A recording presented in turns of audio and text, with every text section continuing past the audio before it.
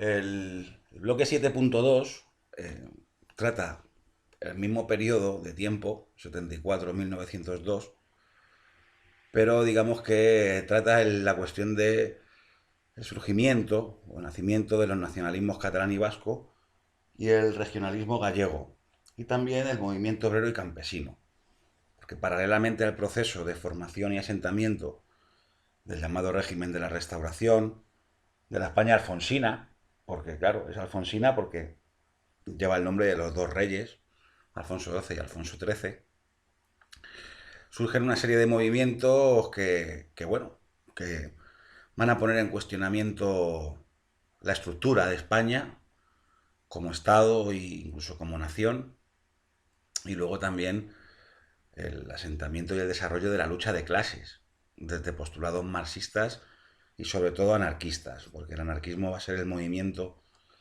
obrero que va a ser mayoritario en España, pues por las condiciones de, sociales de España con mayoría de campesinos. Los obreros industriales pues van a estar asentados en los focos industriales de Barcelona, el País Vasco y Madrid, y además en el caso de Barcelona también el anarcosindicalismo va a estar presente por encima incluso de postulados marxistas. Pero bueno, esto lo vamos a ir viendo muy poco a poco. Problemas a los que debe enfrentarse la restauración. Esto además más o menos en la misma época. Podemos considerar dos nacionalismos y un regionalismo que es el gallego. El nacionalismo vasco, digamos que es una escisión o un desarrollo del carlismo. Sabino Arana funda el PNV en 1895. Es muy étnico en su origen el nacionalismo vasco. Incluso no habla ni siquiera de... Sí habla de Euskadi, pero en un principio habla de los vizcaínos, nada más, Sabino Arana.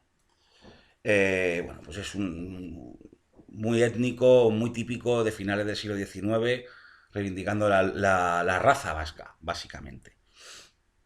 La lengua y la tradición vascas como algo aparte o diferente a las tradiciones castellanas o españolas, si identificamos lo castellano con lo español y si consideramos que Castilla, digamos, fue el territorio o la nación que vertebró España, ¿no?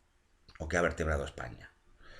Luego el catalán, que sí es muy cultural, en un principio no es tan, digamos, étnico como el vasco. Eh, Ambos van a reivindicar los fueros perdidos, el vasco después de la Tercera Guerra Carlista y el catalán pues van a tener su punto en su discurso, su punto de inicio con los fueros perdidos con la llegada de los Borbones en 1714. El nacionalismo catalán es más político que el vasco, va a tener su origen en la burguesía catalana, una burguesía catalana que ha sido siempre afín al partido moderado, pero que bueno, luego pues, va a articular un movimiento político.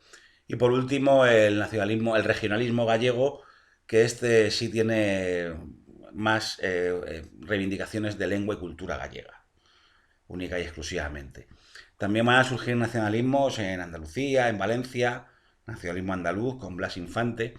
Se trata bueno, pues de reivindicar los regionalismos o las particularidades presentes en lo que es el territorio español, y esto muy probablemente es debido a que desde el poder central es debido primero por un centralismo muy acusado en la España de la Restauración, y segundo porque no se ha articulado, digamos, un discurso nacional español común a la pluralidad que tiene nuestro país, simple y llanamente, en esta época que estamos estudiando. ¿Vale? Entonces, bueno, pues aquí está, digamos, estos tres movimientos. El primero va a ser el catalán, eh, que tiene su origen en la burguesía catalana, insisto, industriales catalanes que han sido siempre pro moderados, siempre buscando las políticas proteccionistas que beneficiaran al textil catalán, y además en su origen van a ser partidos de la burguesía. Los dos, digamos, pioneros que van a formar Unió Catalanista en 1892 van a ser Valentín Almiral o Valentí Almiral, de 1841 a 1904, fijaos, siempre a finales del siglo XIX, y Enric Prat de la Riba, que digamos, eh, juntos van a redactar un programa político, entre otros. Ahí tenemos el sello de Unión Catalanista, fundada en 1892, que van a ser las bases de Manresa. Las bases de Manresa es un conjunto de disposiciones que proyectan una asamblea catalana, no para romper con el Estado, sino para concesiones de autogobierno. Concesiones de autogobierno, ¿vale? Por tanto, el primer partido va a ser Unión Catalanista, fundada en 1892, insisto, y va a ser las bases de Manresa, pues como obra fundamental de lo que es el nacionalismo catalán, ¿vale?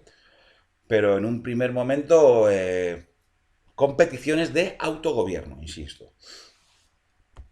Y que haya competencias entre Cataluña y el Estado español, un reparto de competencias. Un paso más va a ser la fundación de la Lliga Regionalista de Francesc Cambó. Estos, bueno, pues esto es el origen de lo que hoy es Convergencia, que ahora se llama Junts per Cat, o todo lo que es la derecha nacionalista catalana, ¿vale?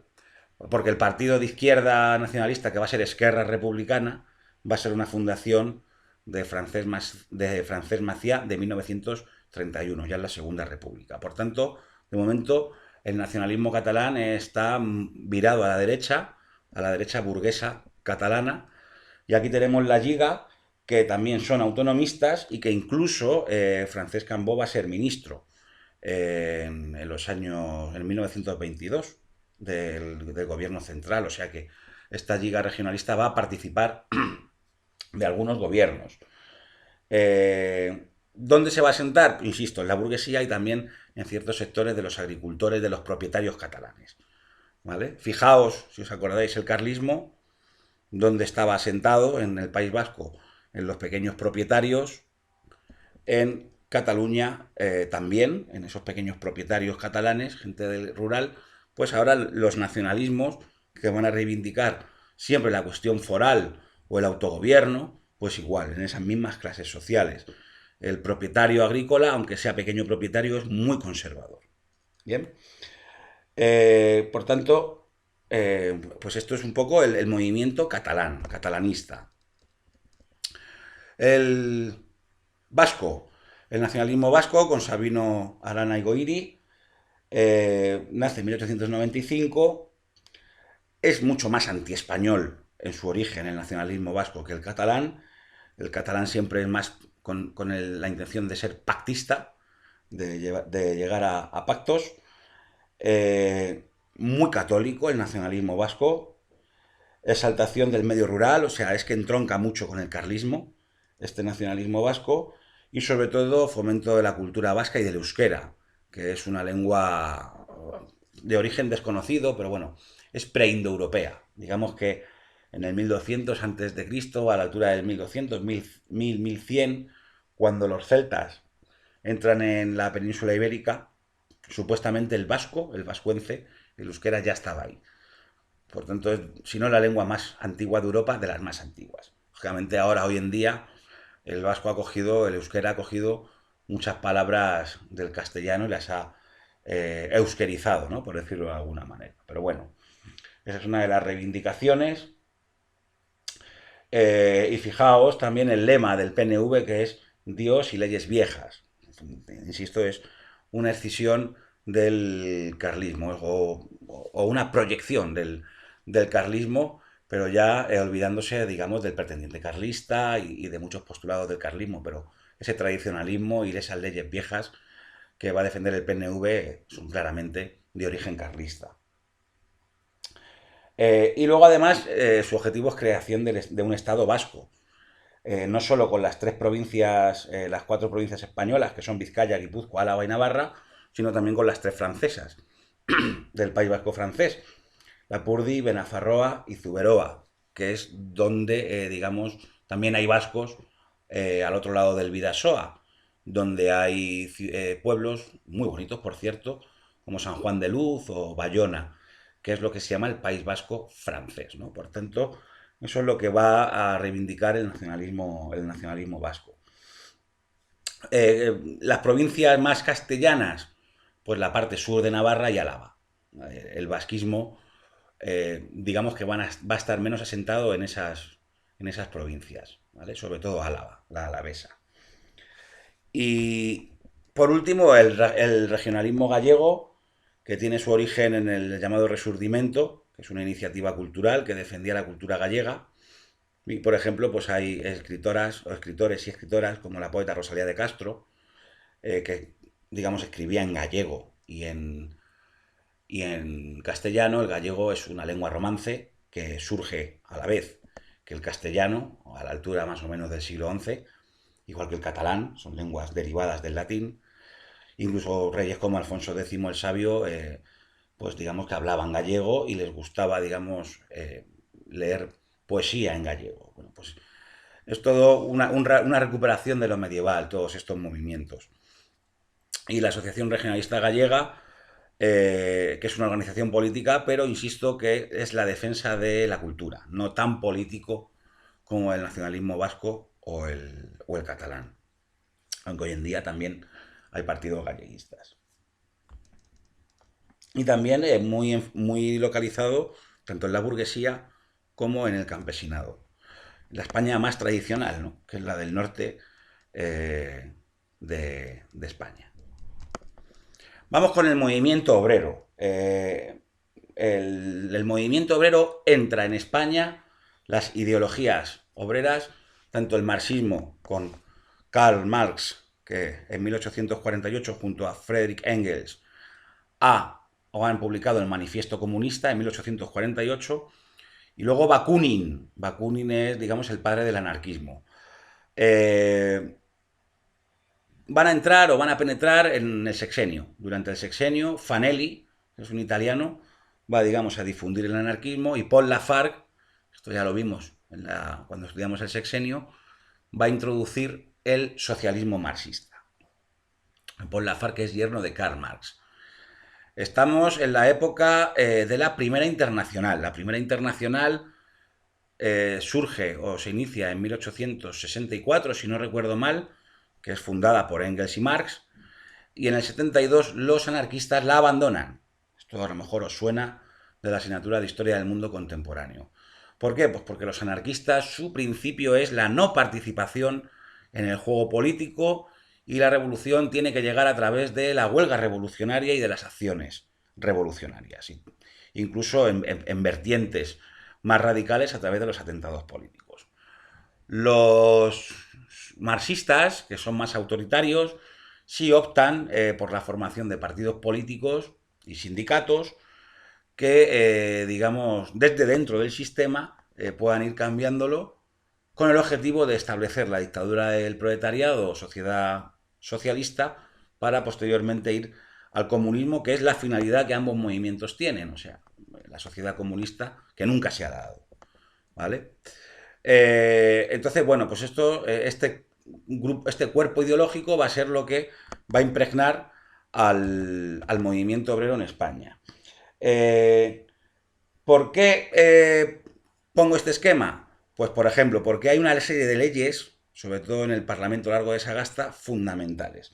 El marxismo, una de sus reivindicaciones también va a ser el sufragio universal, ¿vale? Pero sobre todo es fundamental la Ley de Asociaciones de 1887, que permite al movimiento obrero articularse en organizaciones que dejen de ser clandestinas.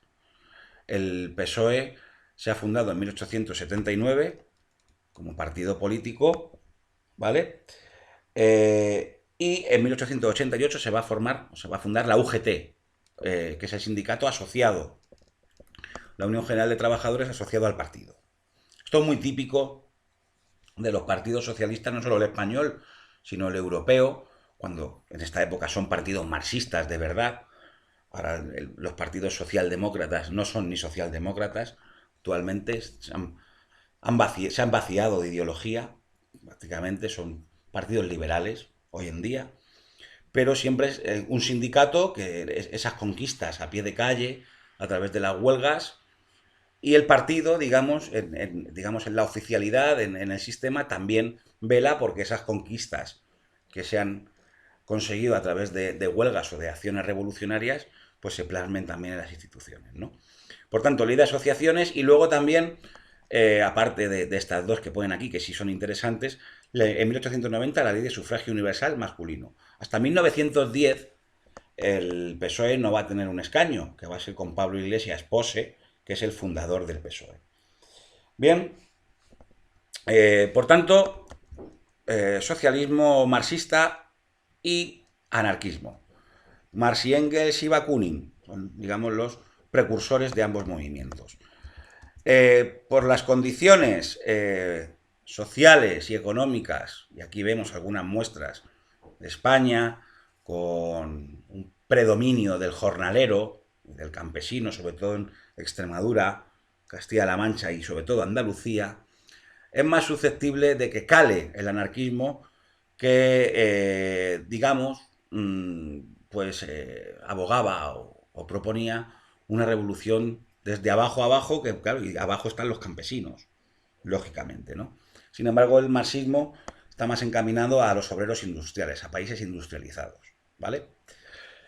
Bueno, pues con estas condiciones materiales, el anarquismo pues se va a sentar en lo que es el campo, pero también en Cataluña.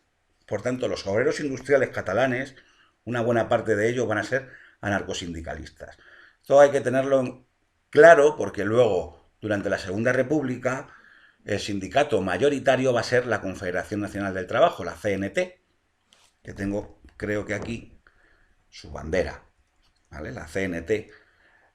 AIT es Asociación Internacional de Trabajadores, ¿vale? Por tanto, el anarquismo va a ser siempre mayoritario en España por encima del marxismo. Esto hay que tenerlo claro. Y mucho más que el comunismo, que a partir de 1922, cuando surja el Partido Comunista, va a ser un partido minoritario, siempre además. El comunismo, marxismo-leninismo, pues bueno, en España no va a calar mucho y lo veremos.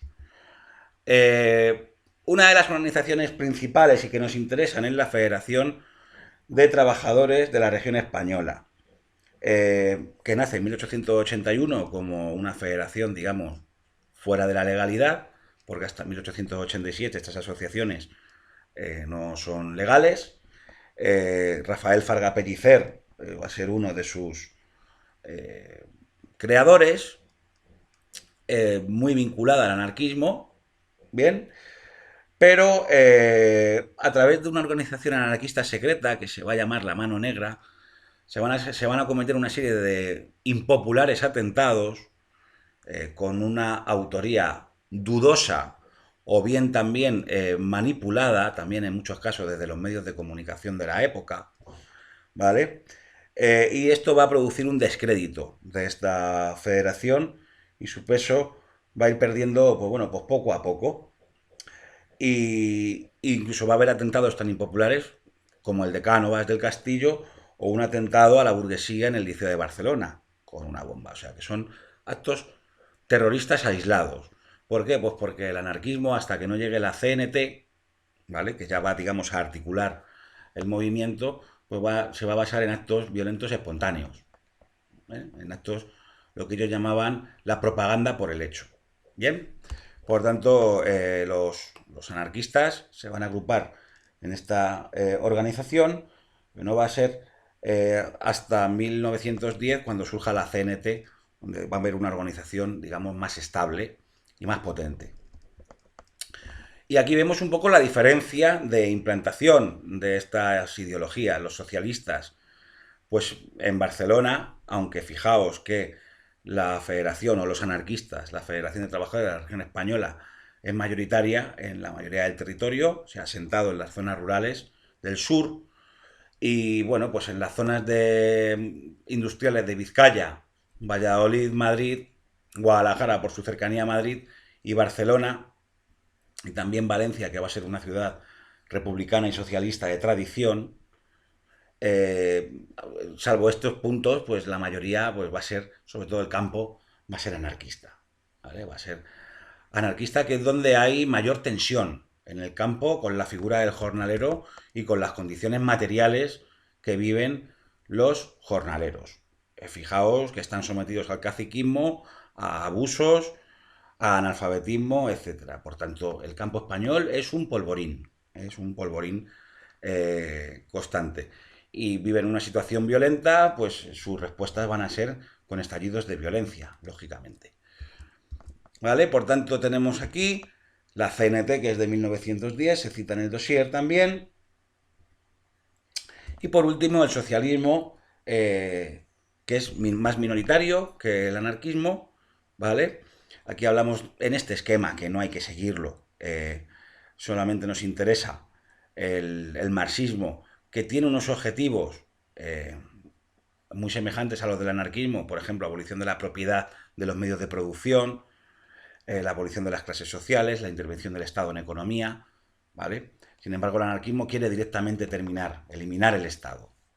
Lo que establece el socialismo es que esto debe ser de forma gradual, porque primero el poder del Estado lo deben tomar los trabajadores, para luego eliminarlo progresivamente, ¿vale?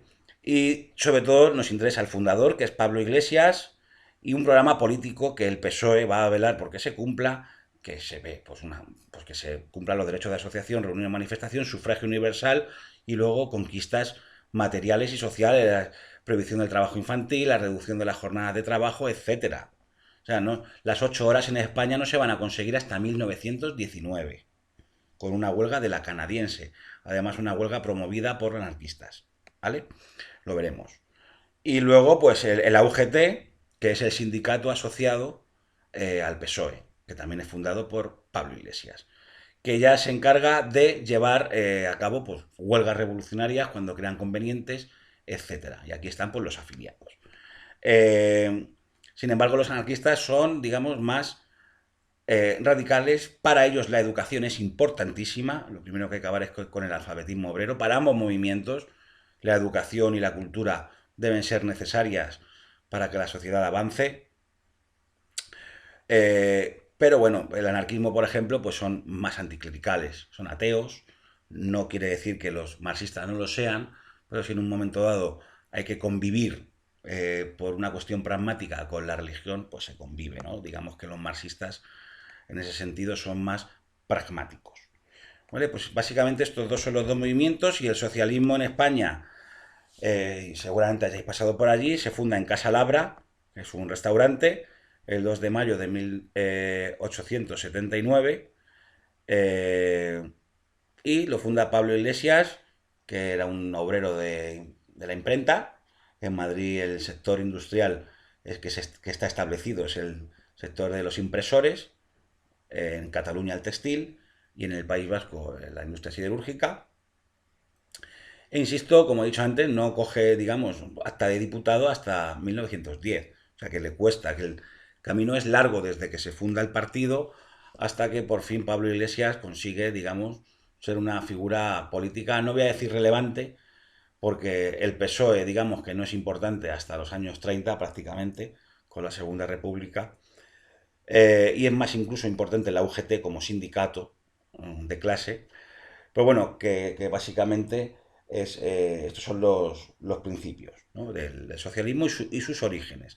Casa Labra, insisto, que está detrás de la Puerta del Sol.